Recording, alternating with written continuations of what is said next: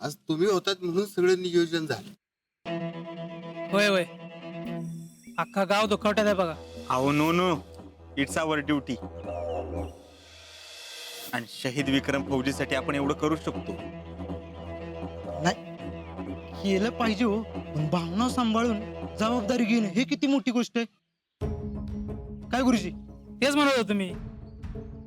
आप मुझे बताओ गुरुजी, भैयांनी गावातल्या गल्ली बोळात विकेचे बॅनर लावले. अंतिम यात्रेसाठी स्वतः भैयांनी रथ सजवला. एवढी धावपळ करतय काय कोण? ए जमे, क्या बी क्या बोलताय रे? शहीद झालेला विक्रम फौजी भाऊ होता, माझा भाऊ. आणि त्यासाठी एवढं सगळं केलेलं गावभर करण्याची गरज आहे का? भैया अहो सगळं बरोबर आहे तुमचं, पण केलंय ते केलंयच ना. हा हा, नाही जमे, बर केलं, पण त्याची पब्लिसिटी करणं हे काय मला बरोबर वाटत नाही आणि पटतही नाही. नाही भैया, पब्लिसिटी कसली? अहो तुम्ही केवढं कौतुकास्पद काम करे. अहो नाही गुरुजी, हे आपलं कर्तव्य आहे.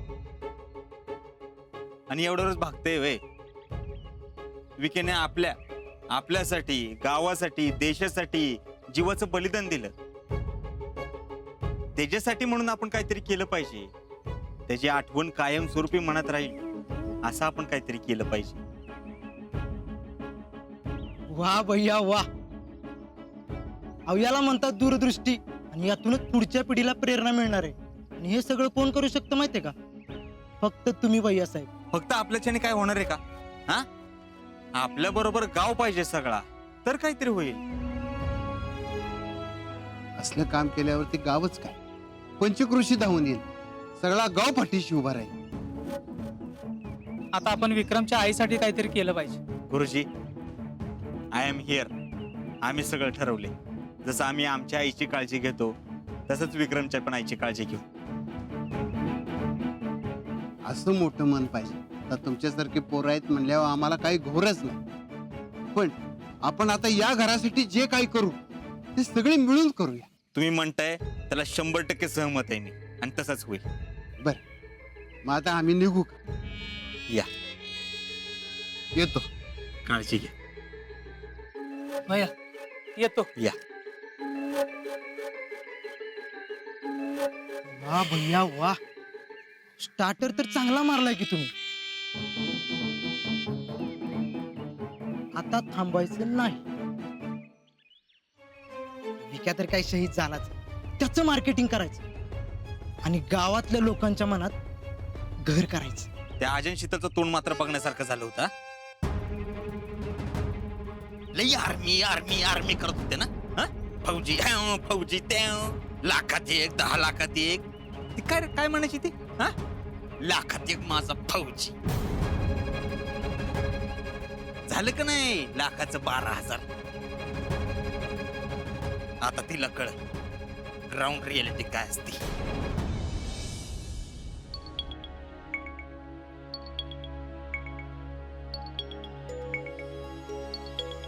मावशी एवढा एक घास खाऊन घे. मावशी अगं असं कसं चालेल?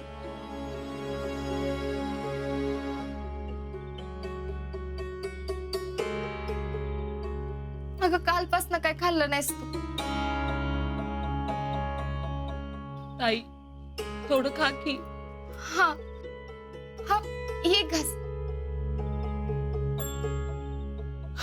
कशाला खाऊ ग? कोणासाठी खाऊ?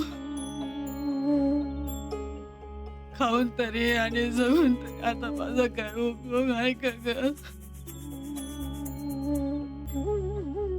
माझं सोन्यासारखं पोरग गेलं, आता जगून तरी काय करू मी?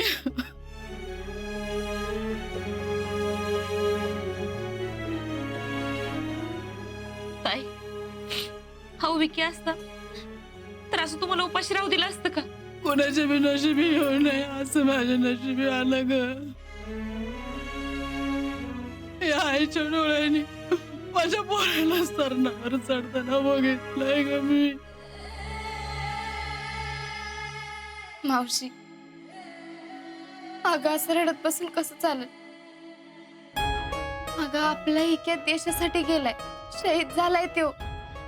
आपल्या सगळ्यांना अभिमान वाटेल असं काम करून गेलाय क्या. होय ग, मला बी लय अभिमान आहे त्याचा.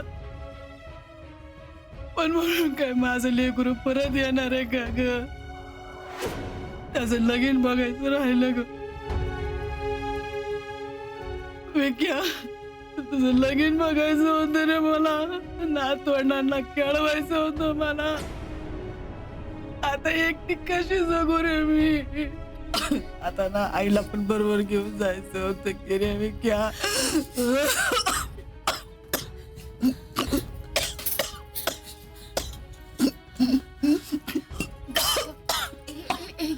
पाणी पी, पाणी पी.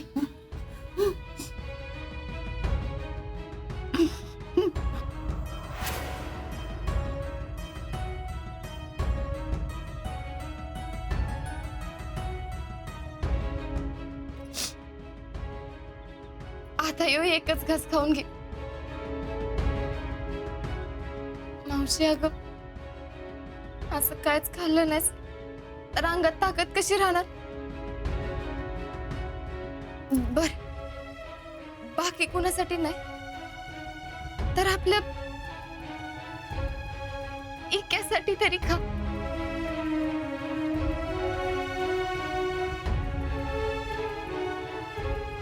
इक्यानं तुला असं उपाशी बसलेलं बघितलं तर त्याला आवडणार आहे का? हे घे.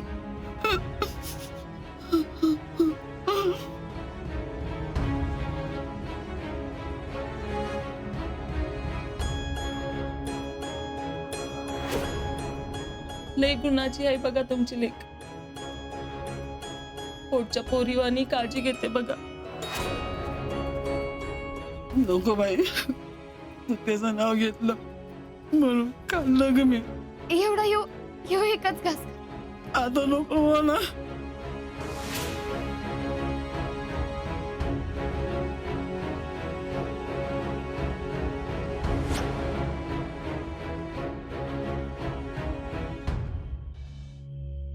लय अजिंक्य अजिंक्य करत होतीस, बघितलंस ना काय झालं?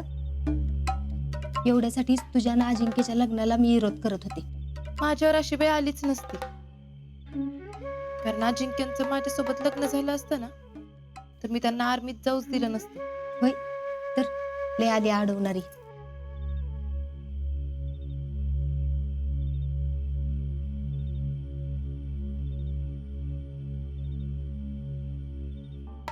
काय ग?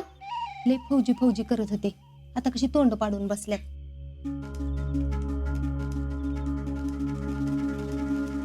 जरा हळू बोल. पप्पा, जीजी या जेवायला, ताट पण वाढलेत. समाधाने आज्याला आवाज दे रे तेवढा.